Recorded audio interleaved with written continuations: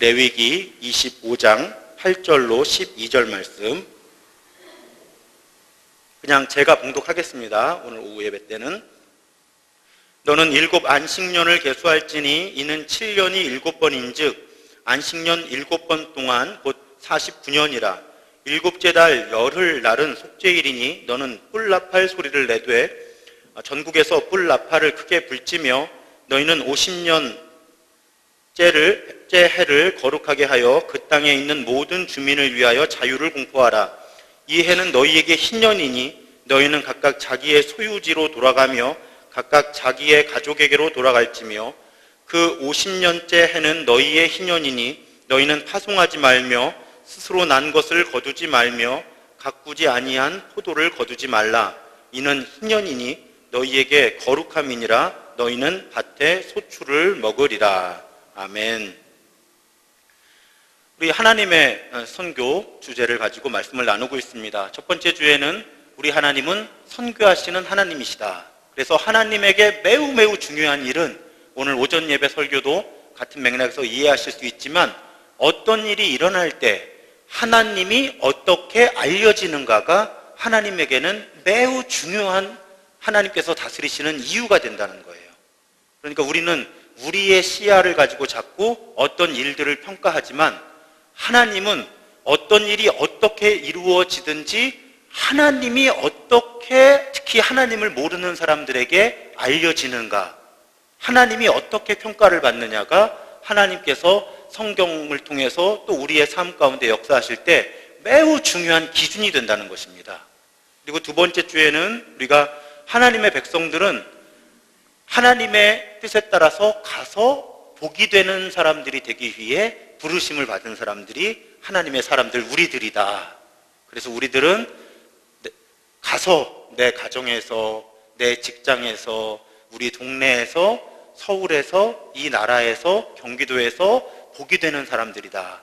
그것이 하나님의 선교적인, 가장 기초적인 선교적인 사명이고 선교적인 부르심이다라는 말씀을 드렸습니다. 지난주에는 우리가 선교를 할 때 결국 하나님께서 이루시는 구원을 선포해야 하는데, 그럼 하나님께서 이루시는 구원의 가장 성경적인 모델이 무엇이냐? 출애굽이다. 그런데 그 출애굽을 살펴보면 하나님의 구원은 영적 구원의 영역에만 머무는 것이 아니라 정치적, 경제적, 사회적인 해방, 자유를 함께 성경은 묘사하고 있고, 그래서 총체적인 선교, 총체적인 구원이라는 말씀을 지난주에 드렸죠. 우리 하나님의 구원은 또 그래서 우리가 마땅히 선포해야 하는 그 선교의 메시지는 모든 일들을 다 포함한다라는 그런 주제의 말씀을 드렸습니다. 자, 그렇게 이제 이스라엘 백성들이 출애굽해 온 거예요. 눈치가 빠르신 분들은 아시겠지만 성경 본문이 창세기에서 출애굽기로, 출애굽기에서 레위기로 지금 이렇게 이동해 오는 거예요. 그러니까 선교적으로 성경을 처음부터 지금 쭉 읽어내려가고 있는 것입니다. 그럴 때, 자, 출애굽을 하나님이 이루어 주셨어요. 문제는, 그럼 하나님께서 출애굽을 이루어 주셨는데 그 하나님의 뜻 그대로 이 사람들이 약속의 땅에서 살아갈 수 있느냐 하는 거예요. 우리가 때로는 뭐 병원에 입원해서 다짐을 하죠. 내가 퇴원하면 그때는 운동도 열심히 할 거고 이런 건 안 먹을 거고. 그런데 막상 퇴원하고 나면, 저도 2달에 한 번씩 병원에 가서 이 당화혈 색소라는 거를 검사를 하고 이 혈압을 재고 그렇게 해요.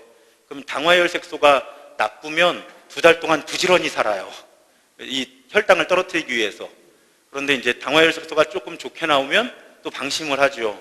우리들이 뭔가를 결심한다고 해서 삶이 그렇게 잘 바뀌지를 않아요. 그러니까 하나님이 총체적인 구원을 이루어 주시려고 출애굽을 해 주셨는데, 문제는 광야 40년을 지나 약속의 땅에 들어갔을 때 이 사람들이 그 하나님의 꿈에 따라 살아갈 수 있을 것이냐 하는 것이 하나님의 중요한 관심이라고 하는 거예요. 그래서 하나님께서 주시는 것이 율법이에요. 자, 우리가 너무 신약의 사도 바울 서신만 읽으면서 율법을 매우 부정적으로 생각할 수 있는데, 신약 성경은 율법을 거부하는 것이 아니라 정확히 표현하면 율법주의를 거부하는 거예요. 그래서 예수님도 내가 율법을 폐하지 않는다고 말씀하셨잖아요. 완전케 한다고 말씀하신 거예요. 그러니까 특히 구약의 맥락에서의 율법의 의미는 절대 나쁜 게 아니고요. 하나님의 꿈이 있는 거예요. 하나님의 백성들은 이렇게 살아야 된다. 이런 세상을 이루어야 된다. 이런 사회를 이루어야 된다 하는 하나님의 꿈이 있는데 그 하나님을 하나님이 가만히 내버려 두시면 하나님의 백성들이라고 하는 이스라엘 사람들이 그렇게 못 살더라는 거예요. 그래서 하나님은 율법을 통해서 하나님의 백성들아, 내가 꿈꾸는 구원받은 사람들의 삶은 이런 것이니까 이런 규칙에 따라 살아라 하고 우리에게 주신 것이 율법이라는 거죠. 그러니까 우리가 율법을 정확하게 하나님의 의도를 이해하는 것이 너무너무 중요해요. 제가 지금 이 하나님의 선교 시리즈가 끝나면 그 다음 시리즈는 뭘 할까 고민인데 10계명을 이 시대에 맞게 해석해 볼까 하는 그런 그것도 하나의 후보예요.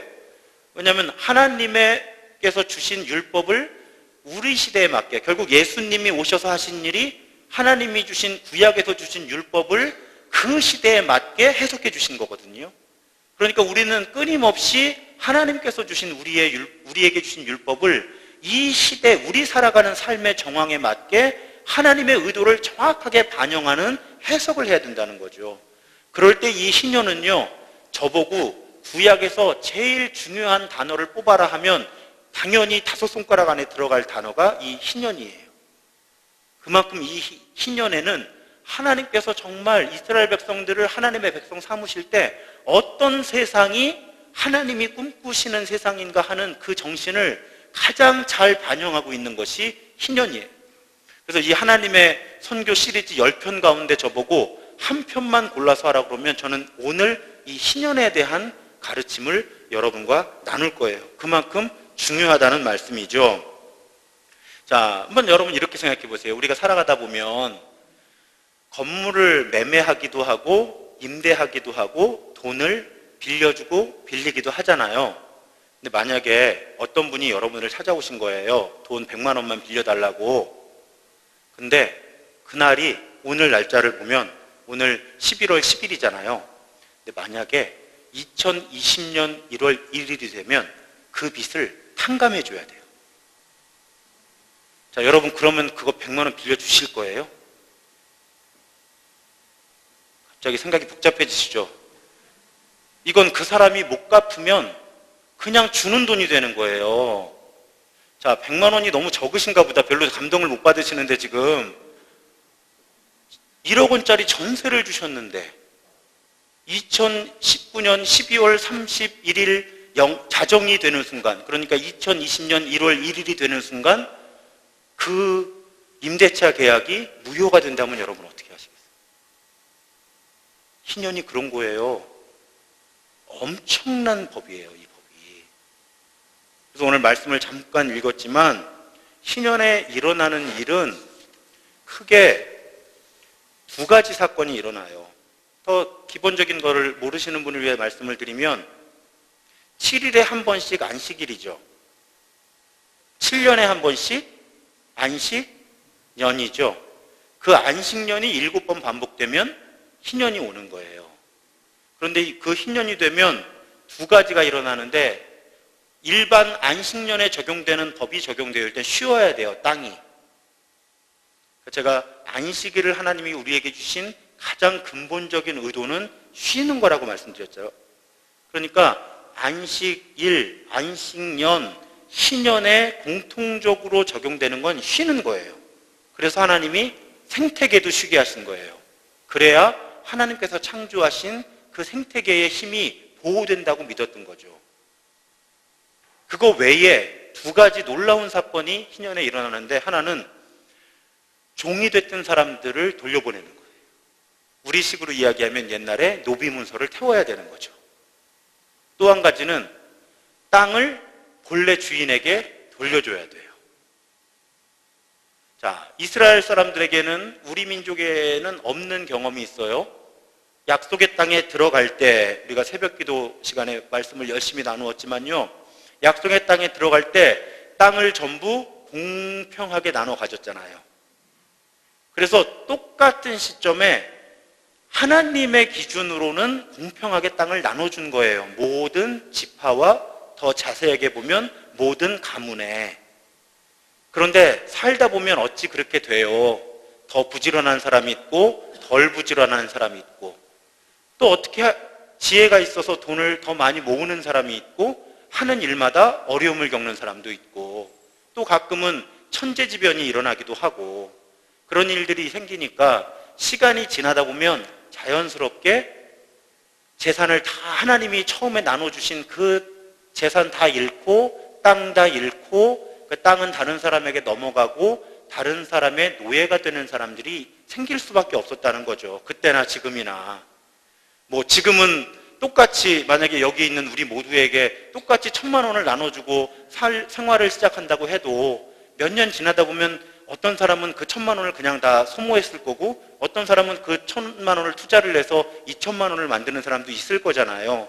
그러니까 어쩔 수 없이 불평등, 불균형이 발생해서 하나님이 본래 나누어 주신 땅을 빼앗기는 사람이 나오고, 심지어는 모두 다 자유한 신분에서 시작했는데 다른 가문의 노예가 되는 사람들이 나올 수밖에 없는 것이 사람 사는 세상이라는 거죠. 그런데 하나님은 희년이라고 하는 아주 급진적인 제도를 통해서 그걸 50년에 한 번씩은 제자리로 돌리라는 거예요. 우리 사회 경제 시스템으로는 납득할 수 없지만 하나님은 그렇게 하라고 이스라엘 백성들에게 희년이라는 제도를 정해 주신 거예요. 그러니까 이 희년의 정신은 일단 실질적으로 두 가지를 보호했어요. 하나는 가족이라고 하는 이 사회적으로 가장 기본적인 단위를 보호해 주는 거예요. 지나치게 어떤 가정이 궁핍해지지 않도록, 삶을 유지하지 못할 만큼 가난해지지 않도록, 다른 사람의 노예가 되지 않도록 그 가정을, 여기서 말씀드리는 가정은 우리 이 핵가족, 이 가족이 아니고요, 당시 이스라엘 사람들에게 한 3, 4대 정도의 확대 가족을 의미해요. 누구의 가문이 되는 거죠. 그런데 그 가문이 사회적으로 제일 작은 단위의 공동체인데 그 가족들을 보호하려고 하는 의도가 이 희년의 법안에 들어가 있고요. 또 한 가지는 경제적으로, 그러니까 사회적으로는 이스라엘의 친족 제도를 지켜주는 거고요. 경제적으로는 이스라엘의 재산권, 토지 보유의 제도를 지켜주는 그런 기능을 한 거예요. 그래서 이스라엘 백성들에게 하나님이 재산을 주시는 기본 원리는 평등 분배와 양도 불가예요. 이것이 하나님의 원리예요. 아주 이상한 눈빛으로 쳐다보지 마세요. 저는 성경 이야기를 하는 거지 다른 이야기를 하는 게 아니에요. 성경에 하나님은 그런 법을 주셨다는 것이죠. 그런데 지난주에 총체적인 구원과 선교를 말씀드릴 때 정치, 경제, 사회만 따지면 안 되고 반드시 영적인 근본이 있다고 말씀드렸잖아요. 이런 총체적인 것에. 이 희년 제도도요, 그 경제적이고 사회적인, 그러니까 가족을 보호하고 이 경제적인으로 이 사회를 안정화시키는 그런 실질적인 역할만 있는 것이 아니라 신학적인 근거가 있는 거예요. 그 신학적 근거가 무엇인가 하면 같은 레위기 25장에 나오는데 레위기 25장 23절에 보면 토지를 영구히 팔지 말 것은, 그러니까 팔 수는 있는데 영구히 팔 수가 없다는 거예요. 왜? 토지는 다 내 것임이라. 나가 누군데요? 하나님 거니까. 토지는 다 내 것이다. 하나님의 것이다. 너희는 어차피 잠시 세상에 머무는 사람들이고 동거하는 자로 나와 함께 있는 것이지 이 토지를 영원히 소유할 수 있는 사람은 없다. 하나님이 그렇게 말씀하시는 거예요. 땅은 내 것이다. 그런가 하면 55절에 보면 이스라엘 자손은 나의 종들이 됨이라. 아주 이 본문을 쉽게 풀면 사람도 다 내 것이라는 거예요. 그러니까 땅도 하나님의 것이고 사람도 하나님의 백성들이라고 하는 그 하나님께서 주신 그 계명, 하나님의 법칙에 근거해서 사람은 모두 다 하나님의 백성들이기 때문에 서로 평등한 거예요. 그러니까 누구를 일시적으로 생기는 현상은 어쩔 수 없지만 영구히 종으로 삼으면 안 된다는 거예요. 그래서 50년에 한 번은 자유를 줘야 된다는 거죠. 그리고 다시 시작해야 된다는 거예요. 공평하게. 땅도 하나님의 것이기 때문에 이 땅에 살아가는 동안에 여기 계신 분들도 어떤 분들은 갖고 계신 땅이 있을 거고 어떤 분은 없으실 텐데 그럴 수 있다는 거예요. 그런데 그 토지의 근본적인 소유자가 하나님이시기 때문에 우리끼리 사고팔 수 있지만 그 소유가 영원히 지속돼서는 안 된다. 그래서 하나님이 주신 시한이 50년이라는 거죠. 희년이 되면 다 본래 주인에게 돌려주어야 한다. 그래서 사실은 이 사람들이 땅을 매매하거나 어쩔 수 없이 사람을 노예로 삼을 때 원칙적으로는요, 이 희년을 계산을 했어야 됐어요. 희년까지 얼마 남았는지. 50년에 한 번씩 돌아오잖아요. 그러면 이게 희년이 10년 남았는지 40년이 남았는지에 따라서 이 땅을 사고 파는 금액이 당연히 달라지겠죠. 내년에 돌려주어야 되면 많은 돈을 줄 수가 없잖아요. 예를 들면 이런 형태의 제도가 운영될 수밖에 없었다는 것이죠. 그래서 그것이 하나님의 목적이었다는 거예요. 신학적 고백, 어떤 신학적인 고백이 있었느냐? 땅도 하나님의 것이고 사람도 하나님의 백성이다. 그러니까 그 안에 영원히 사람이 사람을 소유하거나 다른 사람의 땅을 소유하는 현상이 생겨서는 안 된다. 이것이 희년의 기본적인 정신이었다는 것입니다. 그렇기 때문에 이 희년은 오늘날의 기독교 윤리와 기독교 선교에 있어서 아주 중요한 성경적인 근거가 되는 거예요. 그러니까 아까 말씀드렸죠. 토지를 공평하게 나눠 가져야 되고 영구히 누가 소유할 수 없다는 거예요. 양도할 수 없다는 거예요. 그러니까 이 가르침이 주는 성경적인 가르침은 우리는 소수의 부자들이 모든 것을 아주 오랜 동안 소유하게 만드는 경제 시스템은 성경적이지 않아요. 다시 말씀드리지만 저는 지금 이념 이야기를 하는 것이 아니라 성경 이야기를 하고 있는 거예요. 하나님께서 적어도 이스라엘 백성들에게 주신 하나님의 법칙은 소수가 많은 것을 집중적으로 소유하고 그것을 오랫동안 대물림하는 것을 하나님은 좋아하지 않으셨어요. 그리고 하나님은 가정들을 세워주셨는데 그 가정들이 붕괴되는 것을 하나님은 원하지 않으셨어요. 가정을 지키셔야 됐고 하나님은 그 가정을 이루는 사람들이 적어도 이런 거예요. 기회가 균등하게 주어져야 된다는 거예요. 공평하게. 요즘 우리 사회가 기울어진 운동장이다 이런 이야기 많이 하는데 이 희년의 법칙은 그래서는 안 된다는 거예요. 살다 보면 기울어질 수밖에 없는 건 하나님도 인정하신 거예요. 그런데 때때로 하나님은 사회 전체가 이 기울어진 것들을 바로잡지 않으면 그 세상이 하나님께서 하나님의 백성들이 살도록 하신 땅이 아니라는 거예요. 그것이 하나님의 명령이었던 거고요. 사랑을 실천하는 것도 마찬가지예요, 여러분. 제가 기독교 영성을 하면서 그 영성의 유형이 있거든요. 어떤 분이 제가 좋아하는 모델이 우리의 영성의 유형을 9가지로 나누어서 이렇게 모델을 만든 분이 계세요.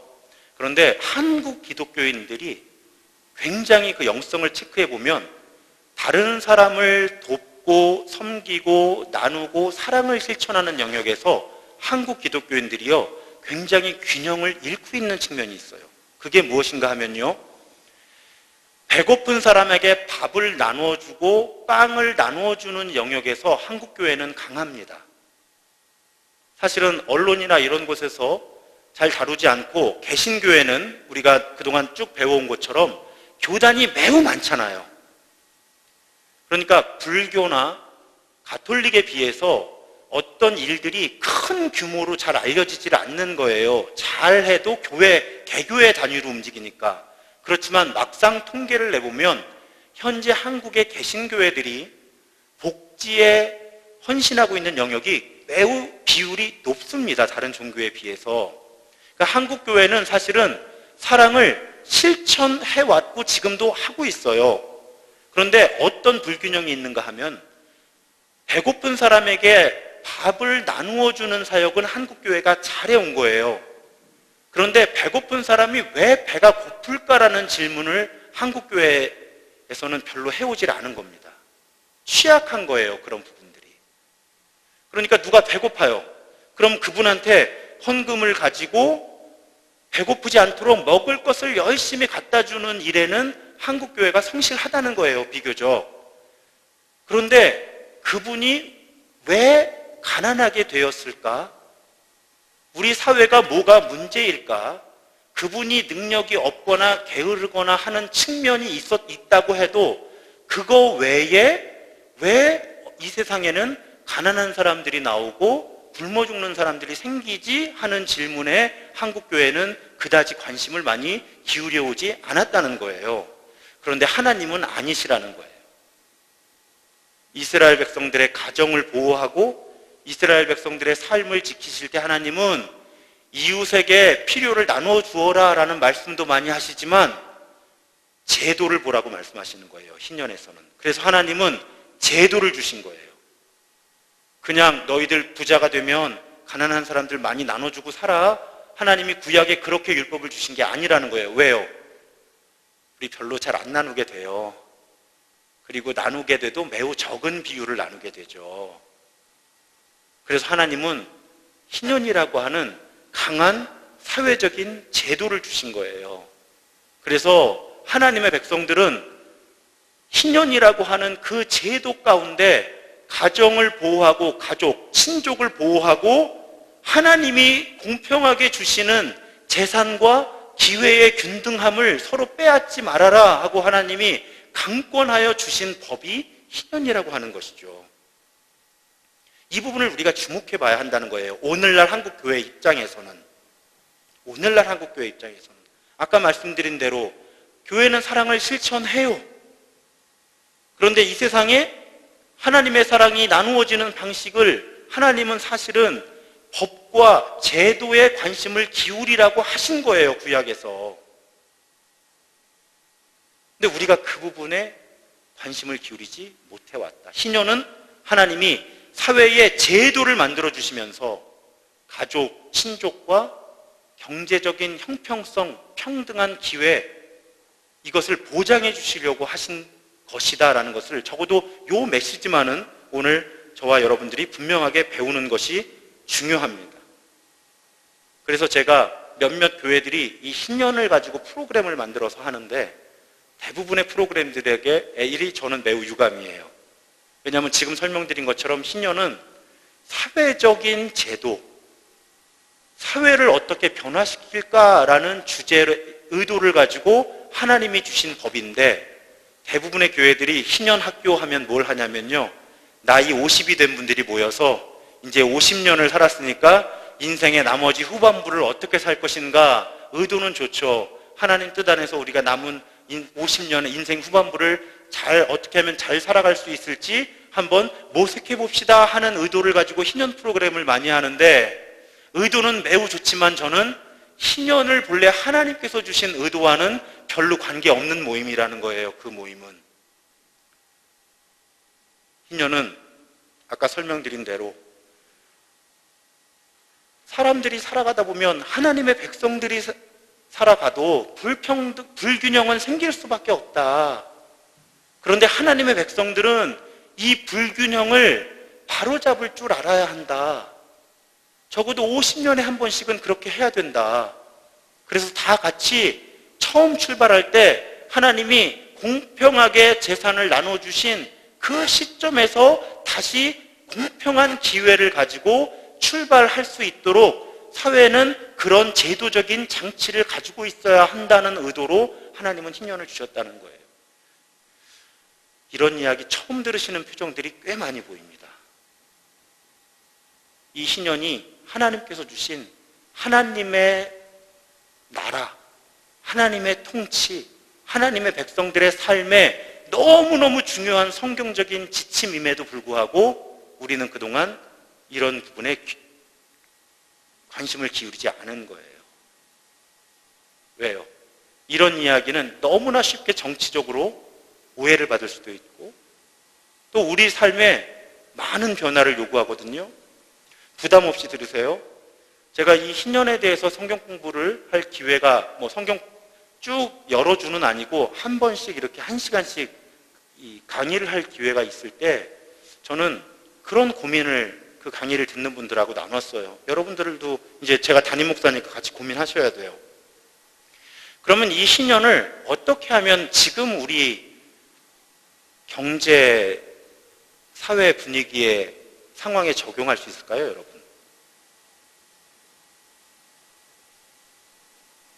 제가 고민해 봤는데요. 전 평생 고민할 건데요. 제가 지금까지 고민하는 것 가운데 나름 가장 현실적인 운동을 할 수 있다면 전 언젠가 할 거예요. 유산을 상속하지 말아야 돼요. 희년대로 살려면 우리가 우리의 시스템 안에서 아니면 최소한의 유산만을 자녀들에게 넘겨주고 내가 축적한 것이 혹시 있다고 해도 사회에 환원해야 하는 것이 하나님이 주신 희년을 지금의 경제 시스템에 적용하는, 그래서 여러분 이해하시지만 가장 빈부격차가 심한 나라의 모델이 미국이에요. 그런데 미국의 부자들은 세금을 많이 내려고 하는 운동들을 해요. 저는 그것이 기독교적인 영향이라고 봐요. 그러니까 하나님이 또 나에게 은혜를 주셔서 내가 이 세상을 살아가는 동안에 많은 것을 소유하고 축적할 수 있도록 하나님이 내게 선물을 주신 거예요. 그걸 누리는 데 있어서는 저는 별로 죄책감 가질 필요 없다고 생각해요. 다만 하나님이 왜 50이라고 하는 50년이라고 하는 기한을 정하셨을까? 한 사람의 삶 혹은 그때 평균 수명이 짧았다고 하면 그 다음 자녀들의 삶까지만이죠. 그 다음에는 희년이 선포돼서 다시 기회를 균등하게 갖자는 거예요. 요즘에 우리 사회 청년들의 아픔 중에 최근 한 고위공직자 때문에 나라에 매우 큰 분열이 있었잖아요. 그럴 때 많은 사람들이 분노했던 제일 중요한 이유가 뭐예요? 기회의 균등이 박탈되어 있다, 이 땅의 젊은이들에게. 그러니까 기회만 그래도 비슷하게 주어진다면 소망을 가질 수 있을 텐데, 그래서 우리나라가 비교적 경제 수준이 낮았지만 같이 기회를 가지고 열심히 살면 성공할 수 있다고 믿었을 때가 젊은이들이 더 행복했던 거예요. 근데 지금은 우리 사회가 부모가 어떤 경제적인, 사회적인 소유와 지위에 있느냐에 따라서 아예 대학 입시부터 너무나 간격이 벌어지니까 이것이 과연 정당한 것인가라는 질문들을 많이 갖고 있는 거죠. 이거는 성경의 범위 밖에서, 교회 밖에서 사회 전체가 지금 겪고 있는 아픔이에요. 그런데 하나님은 희년이라는 제도를 통해서 우리에게 제안하고 계신 건, 당시 이스라엘 백성들에게는 명령이었다면 오늘 우리 하나님의 백성들에게 하나님이 희년이라는 법을 통해 제안하고 계시는 건, 그래, 너희가 열심히 일했고 열심히 투자했고 열심히 해서 무엇인가를 얻었다, 잘했다. 그런데 그 소유가 너무 오랫동안 너의 것이 되지 않게 하는 것이 좋겠다. 하나님은 희년을 통해서 우리에게 그런 메시지를 주시는 거예요. 제가 어느 소그룹에서 이 이야기를 나눴는데요. 갑자기 참석했던 분들 표정이 딱딱하게 굳는 거예요. 저는 이해가 어느 정도는 돼요. 왜? 한국의 부모님들의 꿈이 뭐예요?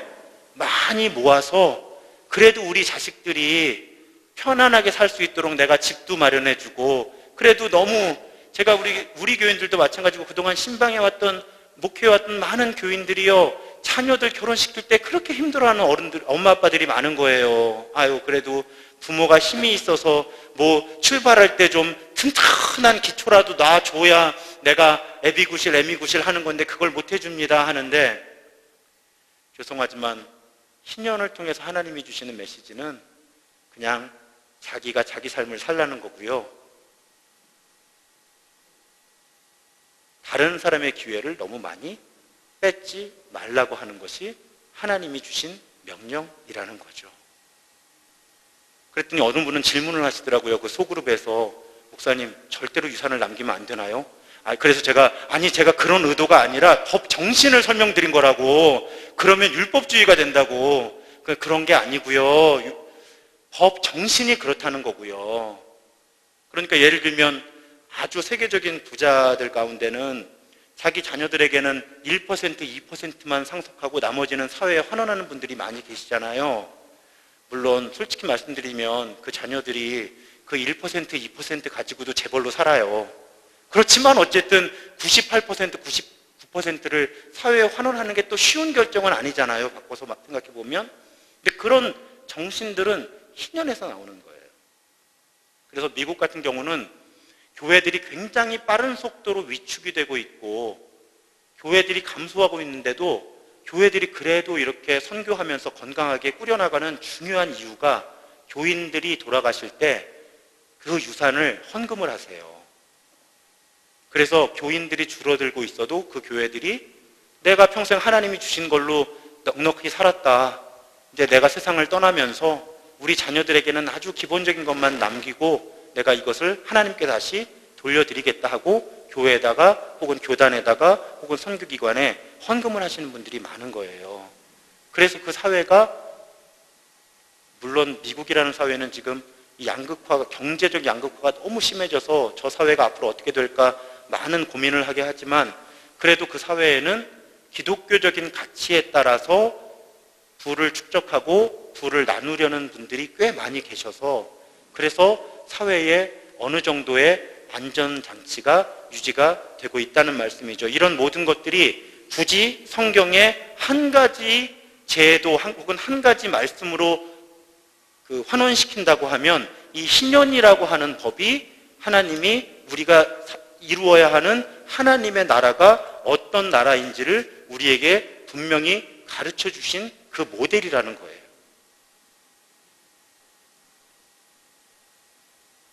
받아들이시기 어려우셔도 성경이니까. 제 이야기가 아니니까. 그러니까 그게 하나님의 꿈이에요. 하나님이 세상을 만드실 때요. 한번 이렇게 생각해 봐요, 여러분. 하나님이 이 세상을 창조하실 때 누구는 너무 많이 축적해서 문제가 되고 누구는 굶어 죽는 세상을 꿈꾸시면서 만드셨겠냐 하는 거죠. 그건 하나님의 꿈이 아니었어요. 그럼 우리가 사는 세상은 왜 이래요? 이건 타락한 모습이에요. 저는 지금 사회주의나 공산주의처럼 똑같이 나눠 가져야 된다는 말씀을 드리는 건 아니에요. 그렇지 않다고 아까 말씀드렸잖아요. 그러니까 하나님도 인정하셨다는 거예요. 똑같이 출발했지만 차이가 생길 수밖에 없는 현실은 하나님도 인정하시니까 50년의 기간을 두시는 거예요. 그런데 일정한 시점이 이르면 회복하자. 다시 모두가 똑같은 기회를 가지고 본래 하나님이 주신 삶을 살아갈 수 있는 그런 기회를 서로가 서로에게 주자 하고 신년법을 만드신 거죠. 하나님이 꿈꾸시는 세상은, 양극화가 이렇게 심한 세상은 분명히 아닌 거예요. 그래서 하나님이 세상을 만드실 때 그 꿈꾸셨던 것, 또 하나님의 백성들을 출애굽하셔서 약속의 땅으로 이끄시는 그 엄청난 과업을 하나님이 이루시면서 그 땅에 가서 누구는 노예로 살고 누구는 왕으로 살고 누구는 굶어 죽고 누구는 많이 먹어서 죽고 하는 세상을 꿈꾸시면서 하나님이 출애굽을 하셨겠냐고요. 하나님이 꿈꾸시는 세상은 도대체 어떤 세상일까 하는 것에 대해서 우리는 하나님의 백성들로서 늘 고민과 하나님의 비전을 함께 가지려고 하는 그런 마음이 있어야 한다는 겁니다. 그것이 오늘 말씀이 우리에게 주시는 도전이에요. 당연히 예수님도 이 꿈을 말씀하세요. 누가복음 4장 18절과 19절에 보면 주의 성령이 내게 임하셨으니 이는 가난한 자에게 복음을 전하게 하시려고 내게 기름을 부으시고 나를 보내사 포로된 자에게 자유를, 눈먼 자에게 다시 보게 함을 전파하며 눌린 자를 자유롭게 하고 주의 은혜의 해를 전파하게 하려 하심이라. 여러분, 지금까지 저 본문을 수도 없이 읽고 들어오셨지만 저기서 주의 은혜의 해라는 단어가 희년을 상징한다는 거 혹시 생각해 보셨어요? 적어도 저 예수님의 자기 선언이라고 하죠. 예수님이 자신의 사명을 선언하실 때 이사야 61장을 인용하셔서 지금 저 말씀하신 거거든요. 그런데 이사야 61장이 신년의 비전을 담고 있는 본문이에요. 그래서 이스라엘 사람들이 예수님이 저 본문을 읽으실 때 그 주변에 있었던 이스라엘 사람들은 다 알았던 거예요. 예수님이 이 땅에 신년을 회복하기 위해 오셨구나. 저 은혜의 해라는 단어를 들었을 때 이스라엘 사람들은 누구나 구약의 하나님이 선포하셨던 그 신년, 모든 것이 회복된 그 사회를 이루시려고 예수님이 이 땅에 오신 거구나라고 알아들었다는 거예요. 예수님은 영혼 구원을 위해 오신 게 아니라니까요. 하나님이 꿈꾸시는 그 땅, 그 사회를 회복시키시는 것이 예수님의 미션이셨어요. 지난주 설교했던 구원의 총체성하고 아주 잘 맞아 있죠. 아주 잘 맞아떨어지는 그런 본문들이에요. 그래서 이스라엘 백성들과 초대교회는 이 비전을 가지고 있었던 거예요. 여러분, 왜 우리가 초대교회 이미지를 보면 서로 물건을 서로 나누어 쓰고 이러면서 경제적인 공동체를 이루잖아요. 왜 그랬을까요? 예수님이 그렇게 살라고 안 하셨어요, 직접. 초대교회는 알았던 거예요. 먼 구약에 하나님이 선포하셨던 하나님의 사람들이 어떤 공동체를 이루어야 되는가. 또 예수님이 이 땅에 오셔서 내가 주의 은혜의 해를 선포하기 위해서 왔다. 예수님이 정말 이루시고자 하는 세상이 어떤 세상이었는지 초대교회 사람들이 알았던 거예요. 그리고 예수님께도 제자들이 승천하시기 직전에 이렇게 묻습니다. 사도행전 1장 6절에 보면 그들이 모였을 때 예수께 여쭈어 이르되 주께서 이스라엘 나라를 회복하심이 이때이니까.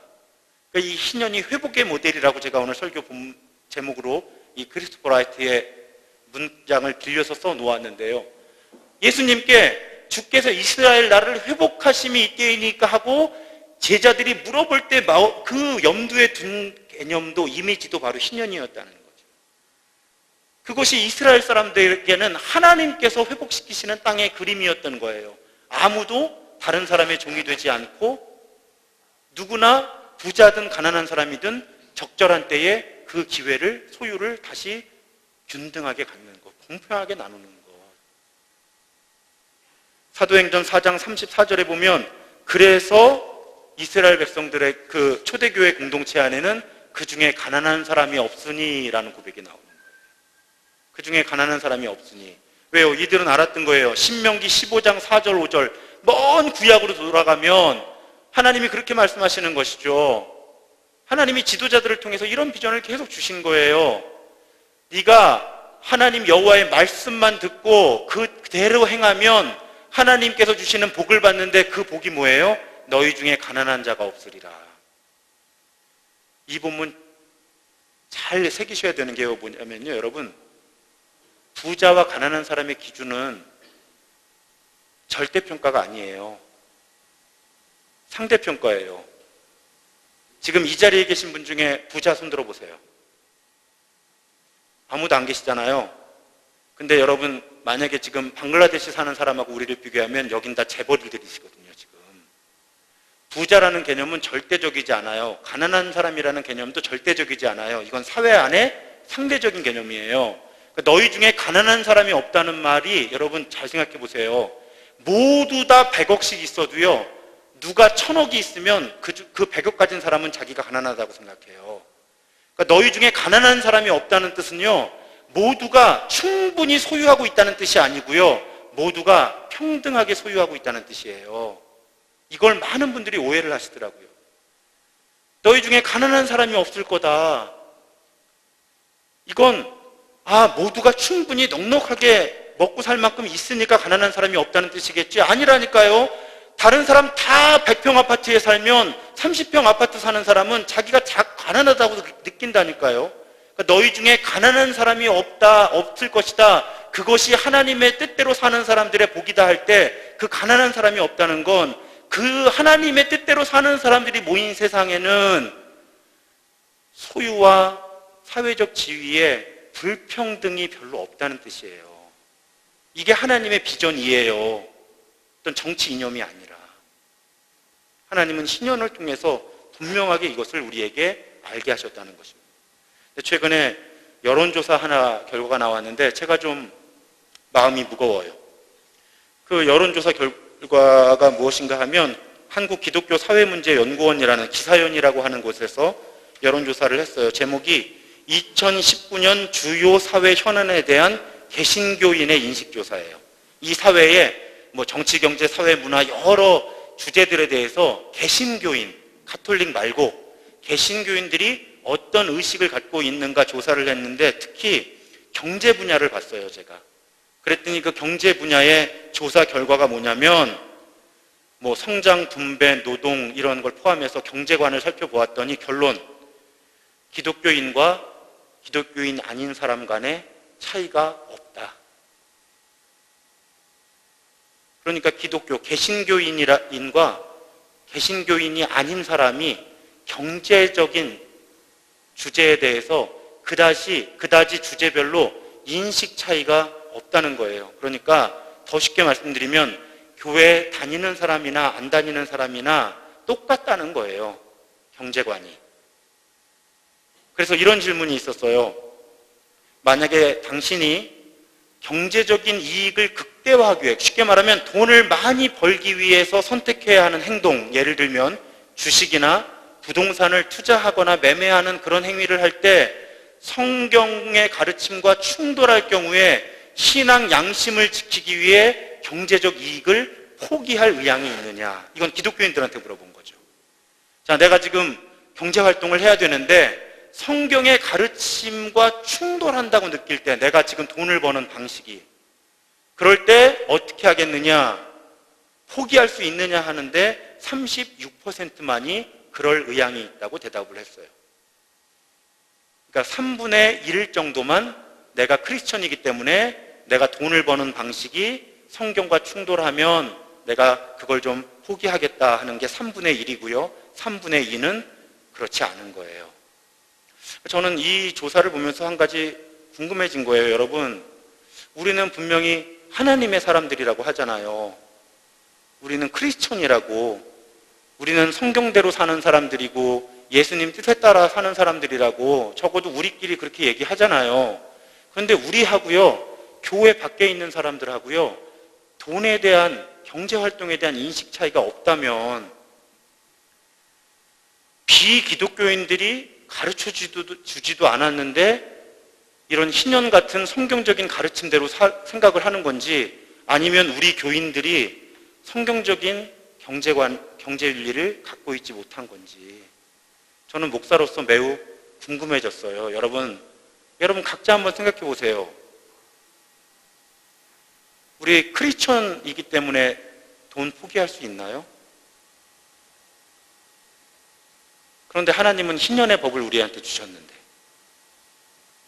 저는 오늘 여러분들께 신년이라고 하는 하나님의 법칙을 알려드리면서 동시에 고민을 하나 안겨드리는 거예요.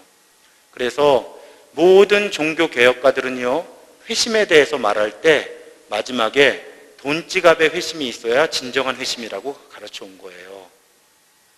왜냐하면 돈의 힘이 매우 강한 세상을 우리가 살고 있기 때문에 내가 돈을 쓰는 방식이 변화하지 않으면 내 가치관이 변화한 게 아니에요. 저는 그런 좀 무거운 마음이 들었는데요.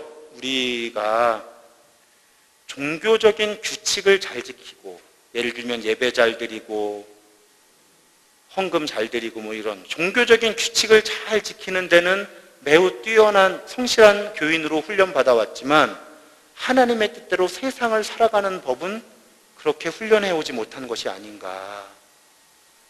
그런데 오늘 이 신년의 법을 통해서 하나님은 하나님이 꿈꾸시는 그 세상의 비전은 너무 기회가 불공평하게 되어 있지 않은, 그리고 일정하게 소득이나 삶의 지위가 갈라지면 다시 그것을 회복하는 사회, 그것이 하나님이 꿈꾸시는 세상이라고 하는 그 비전을 오늘 우리에게 주신 겁니다. 우리가 개인적으로든 공동체가 그런 희년의 정신을 어떻게 삶 속에 실천할 수 있을까? 저는 아까 유산에 대한 작은 예를 하나 들었지만 그런 고민이 우리 크리스천들에게는 더 있어야 되는 거예요.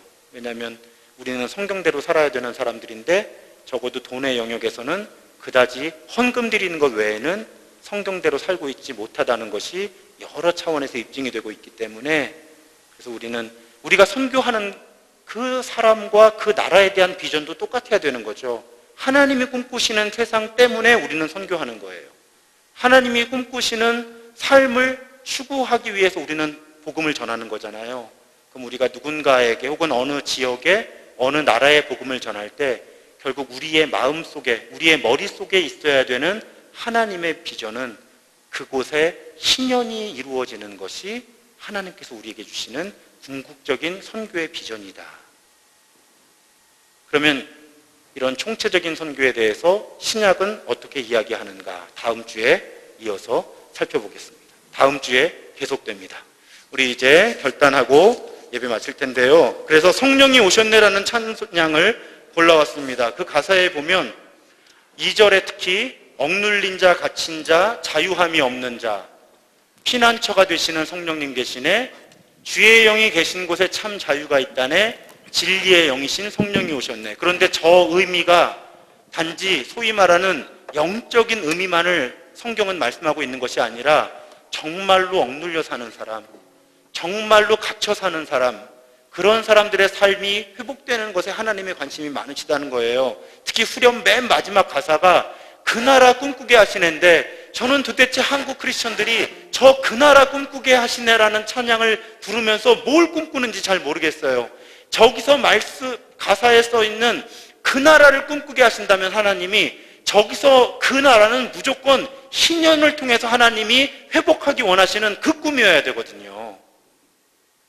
그냥 내 마음이 평안한 그 나라가 아니고요, 온 세상이 정치, 경제, 사회, 문화적으로 지나치게 갈라져 있거나 양극화되어 있지 않고 하나님이 이루시는 그 공정함, 공평함이 있는 세상, 저기서 그 나라를 꿈꾸게 하신다는 건 성경 전체의 맥락에서 볼 때는 하나님이 희년을 우리에게 명령하실 때 하나님이 꿈꾸셨던 바로 그런 세상을 꿈꾸라는 거거든요. 우리는 그런 마음 담아서 우리 찬양하고 제가 축복하고 집으로 돌아가겠습니다.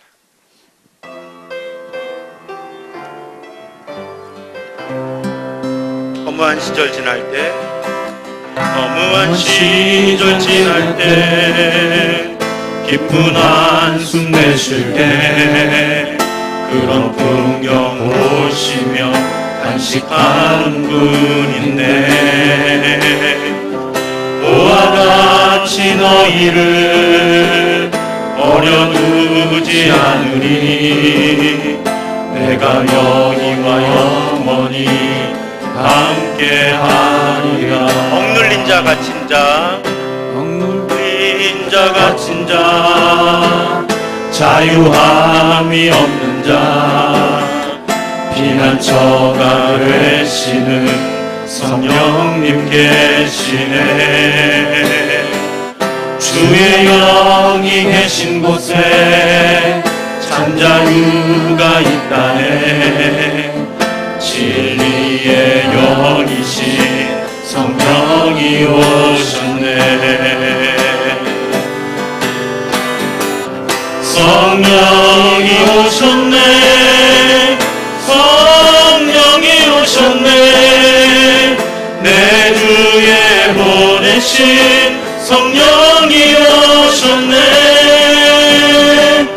우리 인생 가운데 진히 찾아오셔서 그 나라 꿈꾸게 하시네. 성령이 오셨네. 일어나서 찬양하겠습니다. 성령이 오셨네. 성령이 오셨네. 내 주에 보내신 성령이 오셨네. 우리 인생 가운데 친히 찾아오셔서 그 나라 꿈꾸게 하시네. 아멘. 사랑하는 여러분, 이제 우리는 일상으로 세상으로 흩어집니다. 우리는 그곳에서 하나님의 꿈에 참여하는 사람들이 되어야 합니다. 하나님이 꿈꾸시는 세상, 저는 오늘 희년의 꿈을 통해, 희년의 비전을 통해 하나님께서 꿈꾸시는 세상이 어떤 곳인지 나누었습니다. 여러분, 우리 각자의 삶의 자리로 흩어져 일상에서 세상에서 살아갈 때 하나님의 꿈을 이루어드리는 사람들 되기를 주님의 이름으로 축복합니다. 하나님께서 꿈꾸시는 그런 세상을 이뤄가고 그런 세상에 참여하는 사람들 더욱 되기를 주님의 이름으로 축복합니다. 우리 예수 그리스도의 은혜와 성부 하나님의 사랑과 성령의 교통하심이 우리 모두와 영원토록 함께 하실 것입니다. 아멘.